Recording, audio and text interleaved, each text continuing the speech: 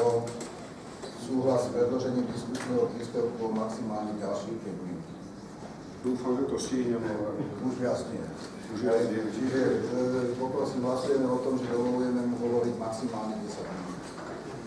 Ďakujem. 16:50. Ďakujem konferencii všetkým členom prítomným za tú možnosť. Ináč my sme sa poistili, takže sme rozlišili na 2 príspevky, takže ako je to také nesedručné to druhé, ale je to, ja poviem tú všeobecnejšiu časť. Slovenská asociácia vysokoškolského športu má v svojich teda športov aj šach, ktorý síce už, ako som referoval pred vchádzajúcej konferencii, bol veľmi na hrane, teda sa tam udomácnil a funguje. Pre informáciu poviem toľko, že v tom prvom období do roku 2012 sa naši vysokoškoláci zúčastnili 2 svetových podujatí, majstrovstiev sveta v šachu v Zürichu a o rok na to 2011 v Shenzhene čínskom.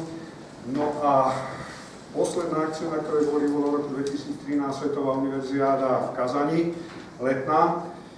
Aby ste teda mali predstavu, čo to je. Tak najprv si organizátor, ktorý dostane pridelené, nemusí vybrať, to je jedno, či niekedy aj zimná, aj letná, kto si vyberie ten šport, pretože však je taký univerzálny, tak tam je.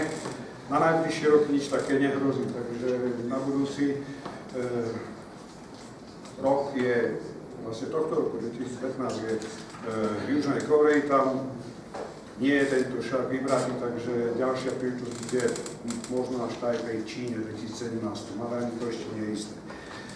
Čo je problém mňa ako teda Bystrice je komunikácia s ministerstvom, keďže to je asi ministerstvo, kde sa najviac obmienia situácia ministrov a ľudí, čo to rozhodujú, a ešte aj legislatívny rámec sa mení.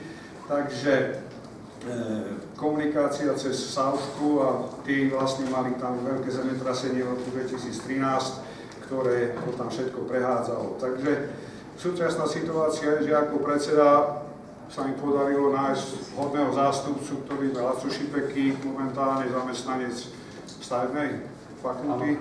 Takže je v Bratislave, je na STUčke, kde je momentálne aj predsedkyňa STK, pani Cepková, takže kontakt je výborný a z toho pohľadu sa podarilo aj zorganizovať, alebo teda účasť, ktorú povie on na budúci rok. Ja by som teda mohol zase aj povedať, že ku budúcim štruktúram šachového zväzu by som uvítal, keby sme mohli v rámci súťaží a okienka na stránke mať aj taký detský šach, a nie tak aj vysokoškolský šach, kde by bolo možné dávať aktuálne informácie a hlavne zistiť stav vysokoškolákov, ktorí majú záujem hrať, reprezentovať, akí sú, pretože ani cez register študentov nejako to nejde a prehľad je a informovať veľmi zlá. Takže to bude asi prvá z vecí, ktorú by sme chceli po výkonnom výbore, aby tam tá stránka vznikla a mohli sme informovať a získať spätnú väzbu,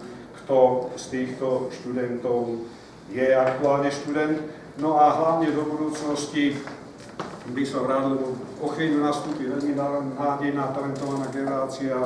Kristof Perevka už je na dosah maturitného ročníka, to už by mohol reprezentovať ďalší. A ešte aj súčasný Tamáš Petení, Števo Mazur sú študentami, takže ak študujú teda, lebo hovorím, že niektorí medzi tým prerušia alebo skončia školu a povedia, že im to nič nedá. Štúdiu, Martin je o niečo inom, že? Takže o tejto aktuálnej dobrej informácii by som chcel vedieť. No a posledný nápad, ktorý, keďže pomaly každý riadok Martinovej hudbovej prezentácie bol na tú diskusiu, takže nie je tu. Bol tam aj teda jeho nápad dostať nejaké podujatie svetového významnejšieho rázu na Slovensko, tak poviem iba ten môj nápad, už v roku 2011 ho prednášal na týchto sauškách a stále je odsúvaný, že ak by to malo byť, tak práve nejaký napríklad akademické majstrovstvá sveta šachistov by bola akcia, ktorá by bola realizovateľná aj v našich podmienkach, aj súčasne na Slovensku a niekde v takýchto reláciách okrem toho by sa dalo začať. Myslím, že už teraz sme na Slovensku na tých vysokých školách, či Košice, či Bratislava, či Nitra, alebo aj Zvolen, schopní podujatie takého rádu zvládnuť a takto ten šach aj u nás vnútri, aj navonok popularizovať. Toľko ďakujem za možnosť povedať z tejto stránky, no a potom ak, tak tú druhú časť bude ďalšie. Ďakujem.